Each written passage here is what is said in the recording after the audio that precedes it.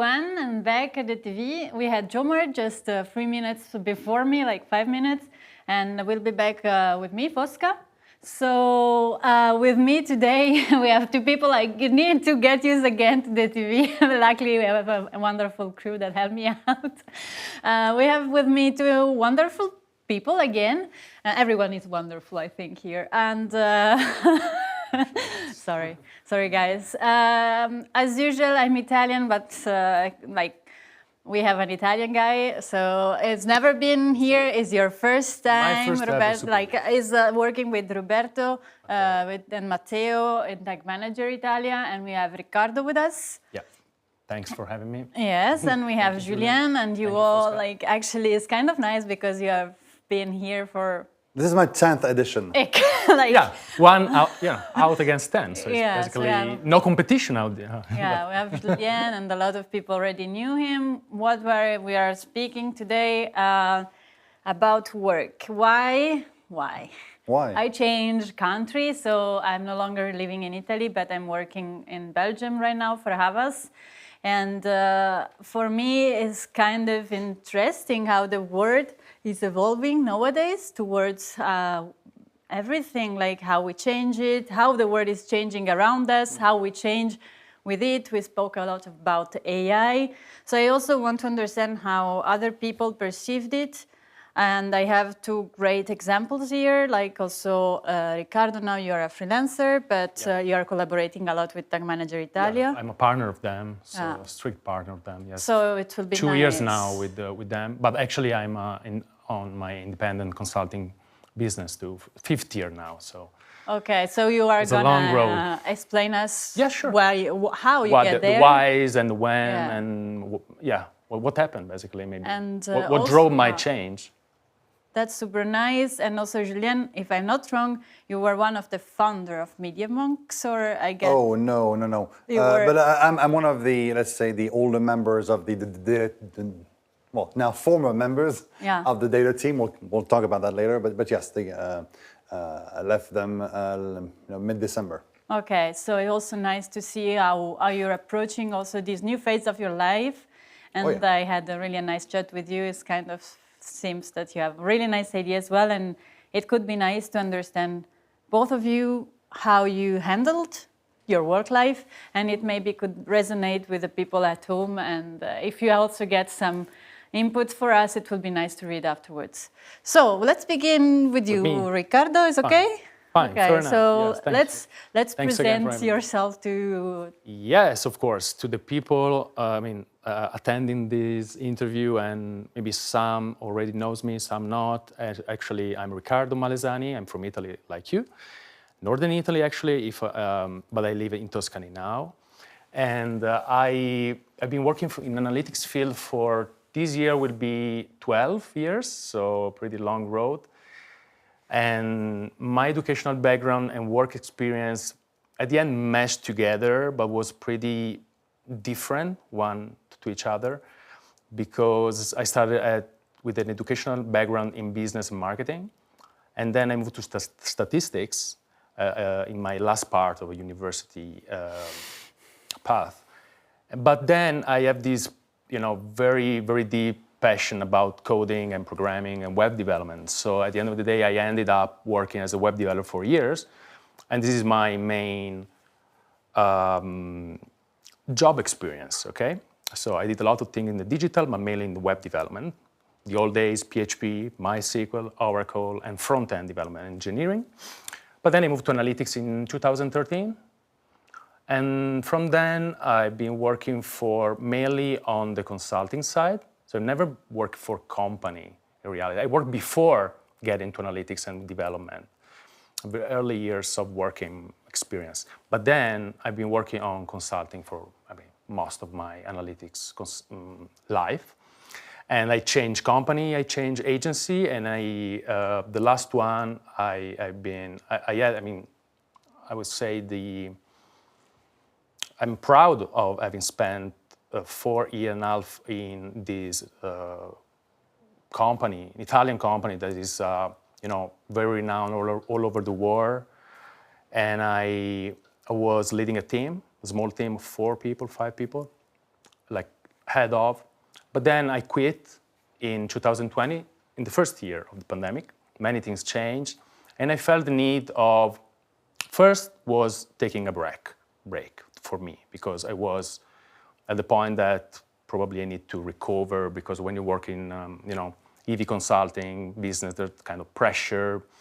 I was doing a lot of operation and management together because we were maybe struggling a little bit to evolve as a team. We struggled to find new people.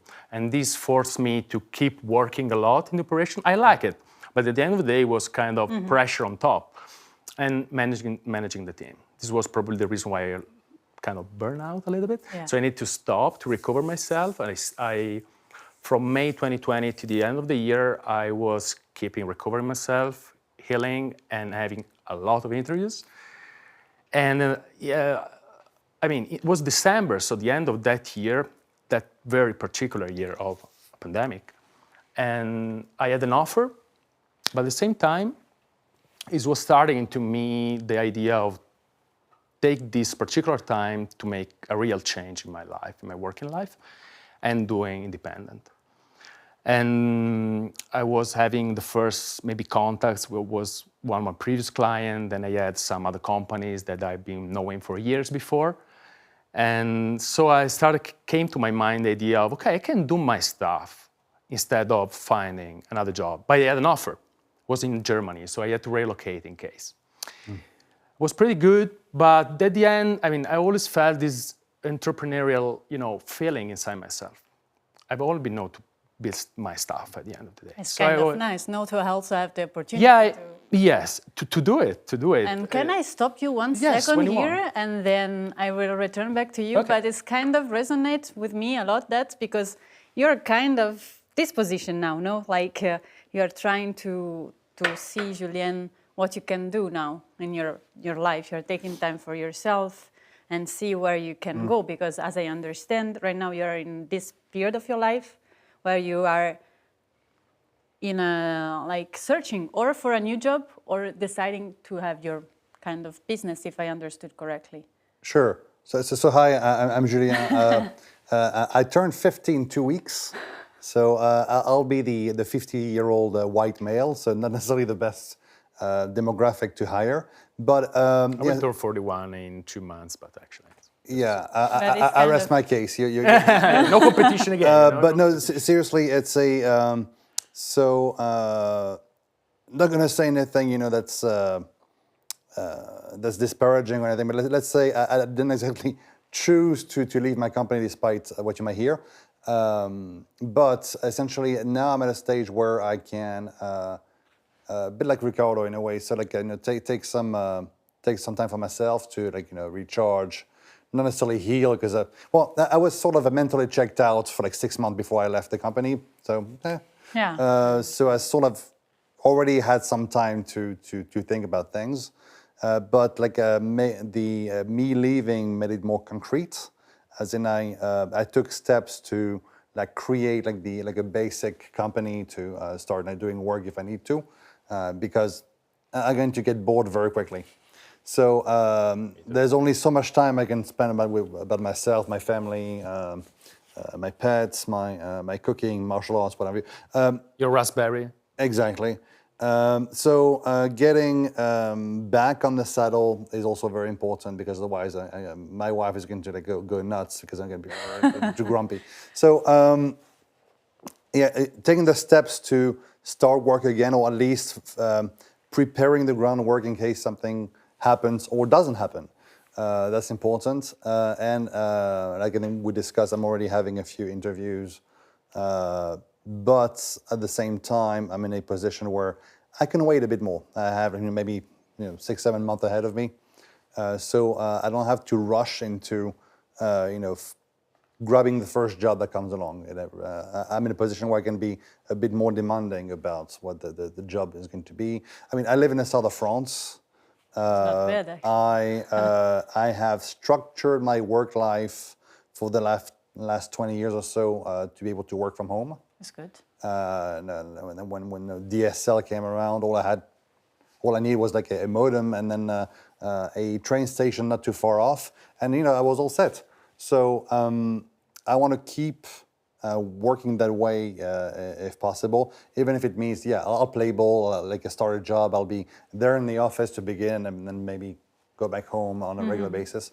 I'm not sure. But again, I feel that with my experience, I'm in a better position to negotiate. So we'll see what happens.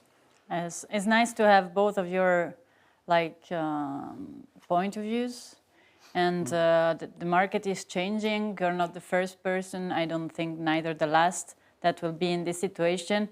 But what I see is really empowering, because anyhow you're trying to find again a way to continue, and I don't think it's the easiest way if you're not actually home. This is very important, I think, Fosca, because I think the easiest way probably is not the best often. To me, the pandemic time again was very pivotal moment, not only because, as I told you, I changed my work experience, I went independent, but also because I also, immediately after, we also relocate. Oh. So everything moved together in from 2020 up to 2022, where actually we moved to Tuscany, where we find a new place to stay. We wanted to be more close to greens, to be more in a place where to grow as a human being, and be in touch with the easy thing and probably the more straightforward things in the life that we miss out, like simply having a vegetable garden. Yeah. As I wanted for a long time. Now I have, or I don't know, maybe just be able to go out my door and just have a walk in the woods or take my mountain bike without taking the car. Before I was forced in, urban area of Milan, even when having a trip, always stay in the car, in the queues, at traffic. Now the worst thing that can happen to me is having, like a tractor, people working in the fields in front of me. From my car. This is the worst thing that can happen about traffic now. So it's very beautiful. And this is possible because we can work remotely. Yeah. So obviously I moved to the clients, to the company, to the manager Italy that is currently based where I've been living for my entire life. So I found out Matteo is close. My original, birthplace and Matteo's one are basically, I think, like 1 kilometer away to each other, but we didn't know before. So it's crazy. You're right, we're in the same place from. Same kind of growing habits, countryside of Veneto region, vineyard all around, and then we met each other working together a long time after that. And so it's about balance. But obviously it requires effort. It's not an easy thing. You need to take risks. Yeah, going independent is taking a risk. It's not for everyone, I think. I was talking about that in the morning with someone, I don't remember who, that you need to be able to go to the uncertainty, especially if you come from the company where the company is providing you with project, with clients.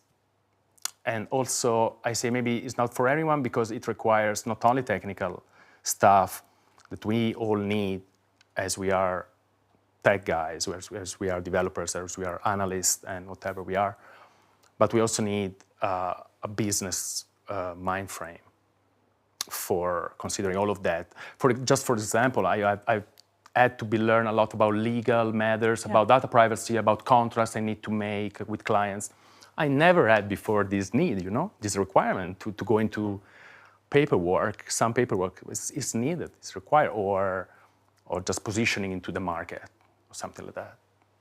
I mean, having been I was for 1.5 years like a team leader, this helped me, about that, to understand how to relate with clients directly and offers and proposals, etc. But it requires effort, but I can say it's worth trying out that. If someone wants, obviously. I really agree with that. I was a freelancer as well for a time, so I kind of understand what it means and how much it's difficult if also you don't have a community around. So we need to wrap up. These are really interesting subjects. I really appreciate both you, Riccardo, and you, Julien, to come here and share your experience. And maybe it would be nice to wrap up a bit and also remind ourselves that we are not alone. There is a big and huge community out there, and I think a lot of people resonate, and a lot of people now are maybe in a difficult situation due to the world we are living in. And it's nice also that conference like that allows us to remind ourselves that you're not alone, and there are people out there that always want to give us a hand or a job or try a way maybe to make back up. Sure. I hope. Collaboration. Collaboration. I mean, I'm freelancing, but I also maybe taking some help sometimes, and also now my if you want to say about my current state is about going beyond and partnering with, like, having a society with someone and let's see, I don't know, let's see, but I found myself beyond now, like, okay, now I want to move with other people now in a different way than when you stay in a company, but now it's the next step for me. I maybe would be like that. Let's see. So thanks a lot. As well. Yeah, thanks a lot again. I'm sorry, it's really interesting, but we need to close. Thank you, Fosca. Let's also hope that Super Week or the people at home will give a hand, and let's use also the Super Week TV, Super Week, whatever, to exchange possibility for everyone. That could be helpful. And see you soon, because we will see with Kelly. And I don't remember whole. But we will see in 5 minutes. I'm sorry, and see you soon. Bye. Bye. Like and subscribe. Yeah. Having a good Super Week.